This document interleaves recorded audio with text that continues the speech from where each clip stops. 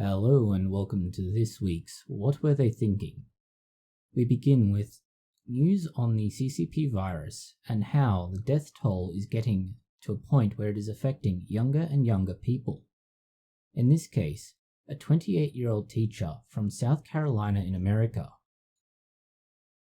The teacher died despite being young, and this is an important caveat to what we have to say. As a general rule, the highest mortality rates have been amongst those who are 55 to 65 years or older. This means the elderly, those who have effectively ceased being active and are diminishing in their physical ability. They're already at risk of other diseases like hypertension and cardiovascular disease. But overall, they should still have about 20 more years of life. Because of their age, they are infirm. We see something similar in very young people, specifically infants, toddlers, and very young children. We do not see this phenomena in those between the ages of 10 and 50. Those 40 years should be where people are at the prime of their health. A 28-year-old should not be dying from the CCP virus under normal circumstances. In fact, they shouldn't be dying from any disease under normal circumstances. Their death is an alarm bell of sorts, particularly in South Carolina, where they have had only 250 new cases on Wednesday. But there is a caveat again. They only tested 1,744 people, which means a 14% positive result rate. This would be a strong indication that the virus is spreading. Despite all efforts to close down society and minimize spread, it's still happening. And younger people are dying, as those who have even the smallest predilection towards death when infected are now more likely to be exposed. The sad death was in a 28-year-old teacher, and before they'd been teaching face-to-face, they had already moved onto online education. But education is a big factor in why, particularly America, is pushing for students to return to school. This is despite the fact that we have already demonstrated in past What Were They Thinking videos that children are at risk of infection, carrying that infection home and continuing the cycle of it being spread between people. The risk of infection is not the only concern when we're talking about the CCP virus. There's another disease called multi-system inflammatory syndrome in children that appears to be a consequence of being infected by the CCP virus in children. We earlier described in past videos how there was a similar disease to Kawasaki disease spreading among children, and that this had been picked up in hospitals, where children were presenting with this, but the only known possible cause for them was the CCP virus, and it was an unanticipated and certainly undesirable complication to what is already a relatively unknown disease. The reason it's such a big problem is that children often don't exhibit symptoms. Then, suddenly, a while after they seem to be feeling a little bit better from being down, they develop this exaggerated inflammation. That means that they go from almost 0 to 100 in a period of a few weeks. The problem for these children and their parents is that unlike Kawasaki disease, this multi-inflammatory system in children is worse. Like these other diseases, it hits the heart, lungs, kidneys, brain, skin, eyes, and more. All essential organs or ones that take a while to recover, and in children it can leave serious long-term effects. Take this example. A child becomes infected with the CCP virus. They develop multi-inflammatory system in children. Then, their GI tract is harmed, particularly their small intestine. Now, the children, when they're eating, don't absorb the same amount of nutrition they would otherwise. The children now have a stunted growth because they aren't getting the calories and nutrition from the food they're consuming, at least temporarily. It also affects their recovery. If your GI tract is damaged, you can't absorb the nutrition necessary to get better. And this is just one of many different systems that are affected. This is represented in the ridiculously high 71% of children who had to be put into intensive care for 8 or more days. That's a really high percentage for anything like this. Even looking at the CCP virus on average, we're not getting anywhere near that many going into intensive care. And those who are tend to all be extremely elderly, well above the 65 years in average age.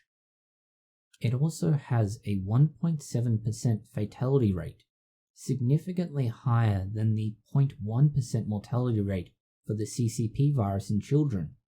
That means that even the unexpected and unanticipated complications directly as a result of the CCP virus are adding to the mortality figures that were already uncomfortably high. While children will struggle to get better, for the most part, they will recover. The concern is, at least when looking at the heart, that nearly half of the children who are looked at for damage to the heart after the multi-inflammatory system in children had abnormalities in their EKG. That is the echocardiogram for their heart. Abnormalities in the heart are a serious issue long term and could predispose them to premature death. To the effect of trying to mitigate all of these effects and intervene early on, there's an ongoing effort by many countries and private industry to create a vaccine. One of these is the Russian vaccine known as Sputnik V or Sputnik V. This has been given a lot of media attention recently, as there is some serious concern about its safety, or more specifically, a lack of data leading us to be concerned about its safety. This means that Russia may be moving too quickly and too aggressively with an either unproven or unreliable vaccine that could create a lot of problems. Problems that are even worse than the early vaccines that we expect to come out that are shown to be safe. The safe vaccines may not be the most effective, but they shouldn't produce more problems than they fix. This Russian vaccine might well be an exception where it's not safe, it fixes the problem, and thereby creates more new, unexpected problems. This has led to a lot of attention for their results, and a number of experts have started pointing at things they think could be serious issues. One of these has been described as potential data inconsistencies. This is the polite way of saying we think they've fudged their results. In this case, they are worried that a number of figures could have been duplicated, and that this means the data is unlikely to be correct. Think of it this way: if you take a sample and get a certain result, but you then cherry pick the results within that, or you only tell people about certain results within it, there's a good chance that what you're claiming in the end isn't going to be true. Dr. Oz, Mercola, and other supposed gurus and medical advisors from TV and other popular media do exactly this. The vaccine trial results have been published, and this is where all the criticism and concern comes from. In short, they've run a series of very small clinical trials. They seem to be relying on the 2-dose system, something we've seen in other vaccines. The problem with this is that there are 2 small trials that have led to it. They both involved 38 healthy adults. They were aged between 18 and 60. Guess what age group is not going to be the first on the list for a vaccine? That is correct. As we've previously mentioned, it's those above 65 who are at most concerned for the CCP virus. Testing it in younger people is standard procedure, but they're unlikely to be the first to receive the vaccine. Giving it in multiple doses is likely to help to support vaccination efforts, as it will improve the immune response. It's also going to adversely affect uptake of the vaccine. In many cases, people will receive the first vaccine injection, assume that it's going to work thereon, but not receive the second booster. The second booster is there to ensure that the vaccine takes hold, for lack of a better description. The reality is that at this point in time, we're likely to continue seeing very large-scale clinical trials, and we may get lucky and we may have a vaccine this year. Whether or not we'll have one available and viable in the near future is one concern. The other big concern we have is, will it be available, will it be viable, and will it be safe? Pushing forward with a clinical trial simply because you want to get to the end result of having a drug available to the public is not how things work. Drug trial results must be provided for approval. This includes things like adverse results, and trying to hide this can line a big pharmaceutical company up for a world of hurt. In this case, we're looking at why that's happened with the Oxford Astrazeneca vaccine trial. Just remember, nearly all new drugs, when they are in clinical trial phases, fail. The ones you see coming to market are the rare exception. The reason for this is simple. Minor hiccups in that process of creating a vaccine, or any other medicine for that matter, can immediately lead to the trial being halted or the entire program being scrapped at that point to be rebuilt from nearly the ground up in order to be viable. In the case of the Oxford Astrazeneca trial, what we do know is that someone became sick during the clinical trial. This then led them to be concerned about exactly what caused the illness. Now that's one person in approximately 17,000, but nonetheless, depending on what the illness is, which hasn't been provided in much detail, it could be a serious problem when you try and extrapolate that out from 1 in 17,000 to 1 in 17,000 over the entire population of the world. If the adverse reaction was a direct consequence of the vaccine, this could be a massive problem for the Oxford University and AstraZeneca. If their vaccine is what caused it, then they cannot bring it to market. They cannot provide it to the public because they will basically go bankrupt trying to field all the settlements from the vaccine. That is why their trial was cut short early, and why this is both unexpected but also undesirable. It is possible that we may see in the near future that the trials resume, and this could be once they figure out exactly what has happened and why. It may not be related to the vaccine. It could be that small modifications to the delivery mechanism and the way they model and create their vaccine could mitigate the issue. It's also possible that AstraZeneca and Oxford University have just wasted all their time and effort on one of those nearly universal failures.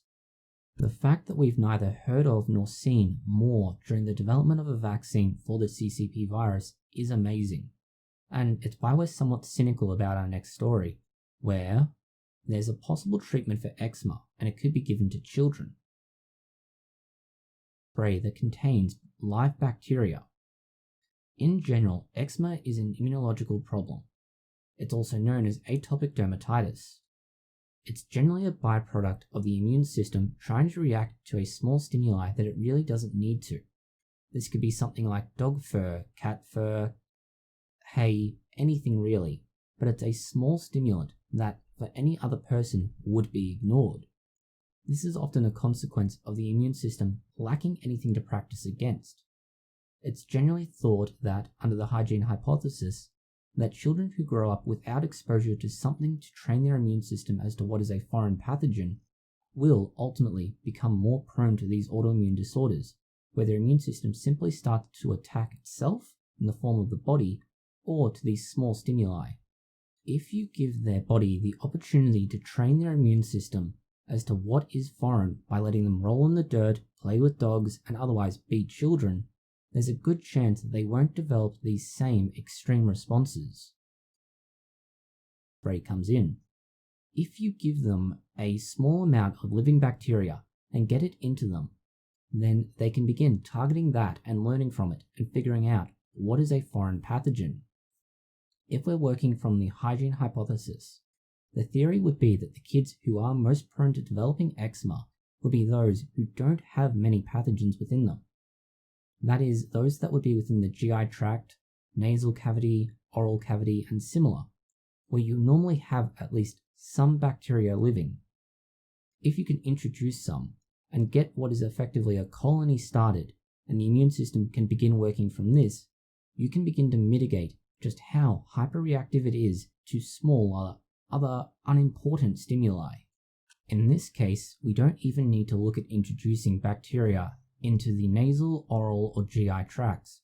Instead, the oils from several bacteria look to be part of the pathway that can activate various immune systems that begin repairing the skin when it's inflamed. Inflammation is a normal response to any kind of damage. In this case, it's a very specific pathway and a very specific bacteria that secretes a very specific oil. If you were to apply this topically, then it is possible that you could begin the repair pathway by activating it via something similar to basically an aerosol spray. It goes on the top, the skin recognizes it as needing to react, and it begins repairing it.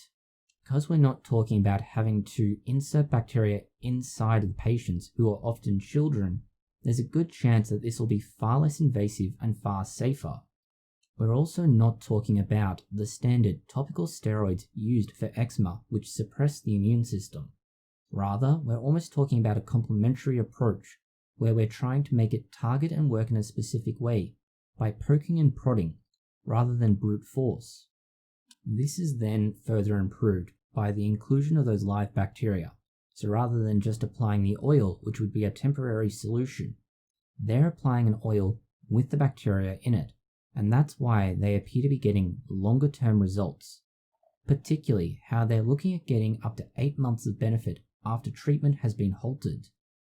This leads to their increased clinical trials and testing. Unlike the other trials we've described so far, this has two arms, a placebo and a clinical trial. The placebo will simply be a group of people who are not getting an active ingredient, but they'll be told that it should work. We then have the people who will be getting this oil combination with bacteria. While we're talking about long-term results, we should let you know about this interesting study that involves drinking, primarily drinking excessively.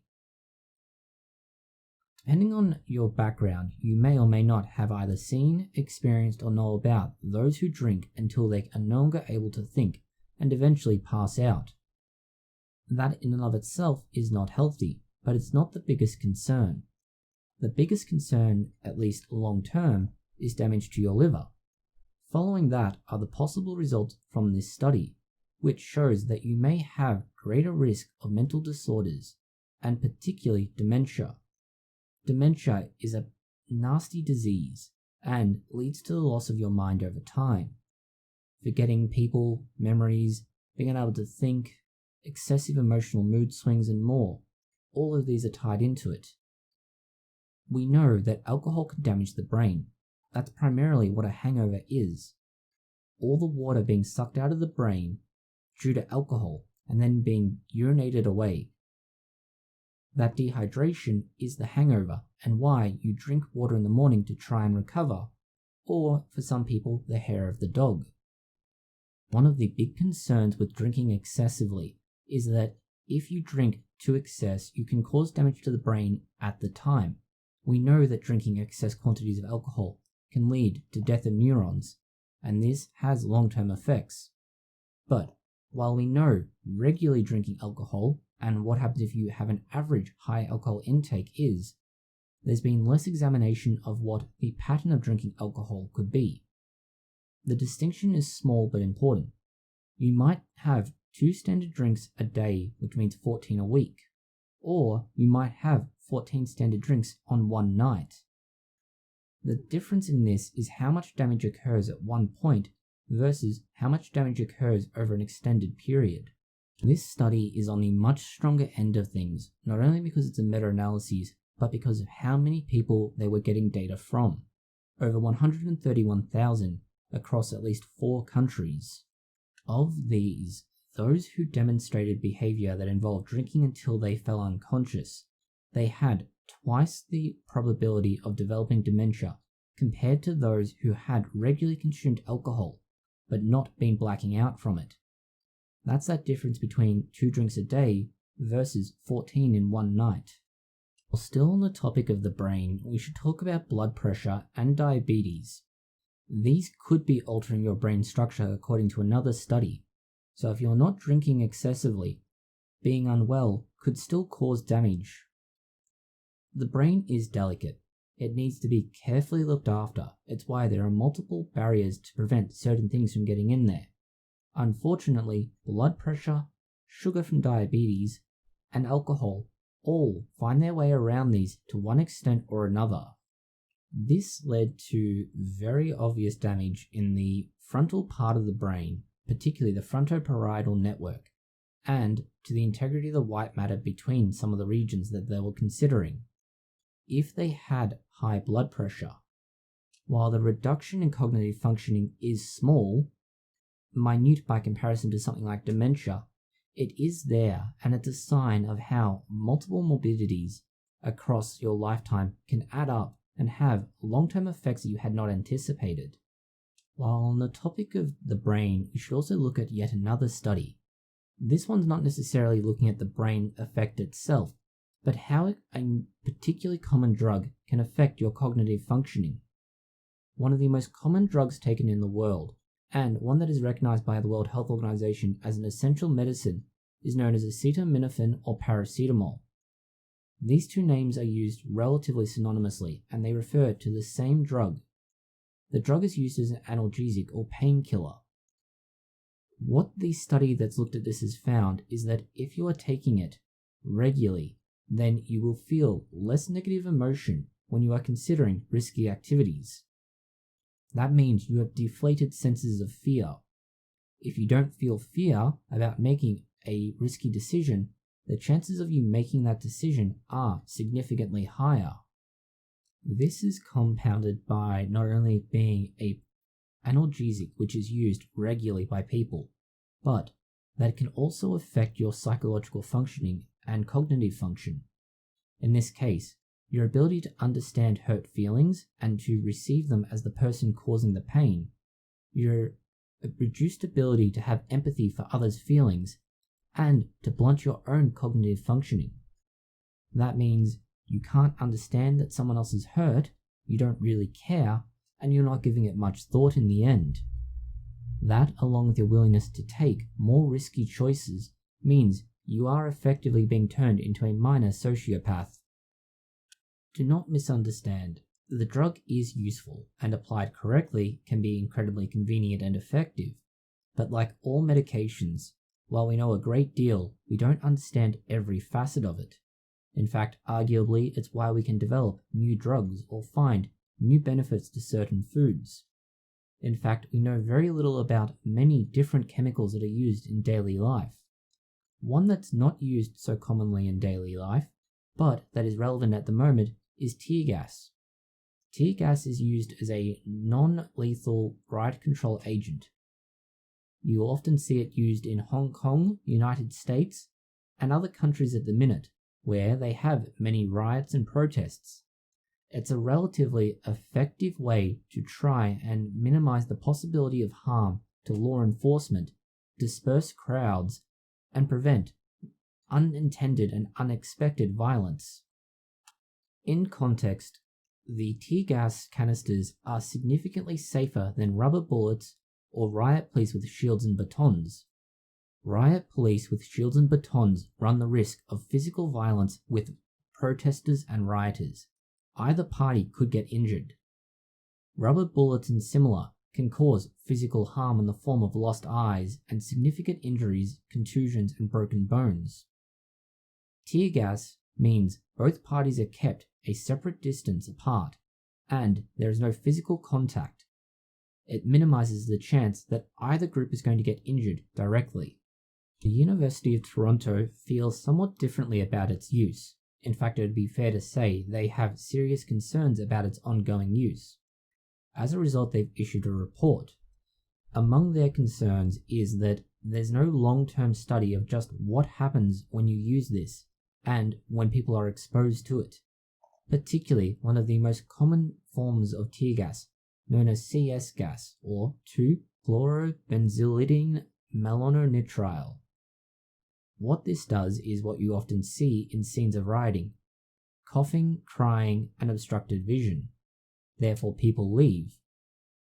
It's rather harsh to see in person, but the effects, at least after a time, wear off. In theory, tear gas should be used as a proportional response to the need. This could either be in response to increased aggression from the rioters and protesters, or when less aggressive means by law enforcement have been unsuccessful. Consider in the case of Hong Kong, where protesters have been able to find ways around the use of tear gas, particularly the umbrella movement. This is an example of where tear gas has ceased being effective but is still used by law enforcement. Contrast this with the current protests in America, where protesters have not found effective measures to stop it, and therefore it continues to work for the most part. And this is where it becomes a balancing game between law and order versus civil rights. There are also mounting medical concerns that are current to the situation at hand, that is the CCP virus. The argument from some medical communities has been that the use of tear gas could in theory expose people to greater risk of being infected by the CCP virus or similar viruses that affect the respiratory system. There are also concerns about the effect it has on the eyes by ophthalmologists and more. Overall, the use of tear gas is a contentious issue, and the report from the University of Toronto's International Human Rights Program, while interesting, should be considered as a piece that has a particular bias, but provides an interesting and effective summary of what is being used and why it shouldn't in some cases. If after a hard day of work, the first thing you want to do other than go out and protest is instead sit home and relax, then some people may instead be choosing to use certain recreational drugs. One of the most common is cannabis. It has been legalized in many states in both Canada and America. This means more and more people have ready access to it without having to face repercussions. In some respects, this is a beneficial act. It's going to decrease the number of people who have been criminally penalized by being sent to jail or prison after using it recreationally. It doesn't mean that it's necessarily legal to deal, but deals are a different category, and they don't make up the majority of drug convictions. This means that legalization means more people can use it freely without having to worry about being arrested, and this means it's becoming more popular. The stereotype of a drug user, in this case cannabis user, is that they tend to be lazy, unmotivated, and not interested. This means that the belief is it will adversely affect your work performance. That means people who do use it are often considered to be slackers and unproductive. That's a stereotype, and the question is, how accurately does it reflect the reality of the situation? At least one study says that using it after work does not negatively affect your workplace performance. That's if you consume it after work as a recreational product to wind down. Using it at work, however, does rather obviously adversely affect how you perform. After all, any kind of intoxication is going to negatively affect you, assuming you're not some kind of budding artist. The effect of cannabis itself lasts for up to 8 hours, but it can be significantly less depending on the delivery mechanism. The problem is, as far as different drug tests go, it can be present for considerably longer. While you may not have very high concentrations in your blood and saliva, it's about as long as the high will last. You can find it up to 90 days post-use if you use it regularly. It can also be found in your hair up to 90 days after you use it, and it's one reason why urine and hair tests are often used by companies and drug detection agencies. The question is whether or not there's a reason to be testing so far after the fact. If it's not going to adversely affect work performance, it might be useful as a means of detecting just how reliable and honest employees are, but it's not going to negatively affect their work performance if they're not taking it at work.